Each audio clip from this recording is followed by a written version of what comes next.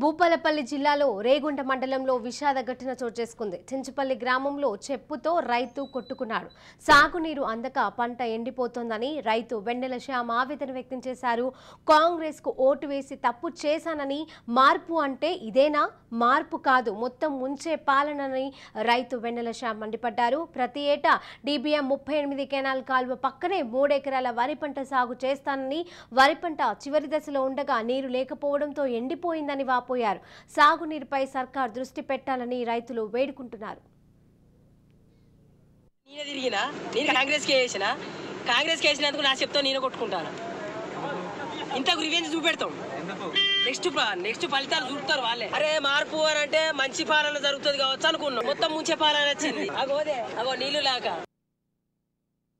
కాంగ్రెస్ కోటే నేనే తిరిగినా. నేను కాంగ్రెస్ కేసినందుకు నా చెప్తా నేను కొట్టుకుంటాను. ఇంతకు రివెంజ్ చూపెడతాం.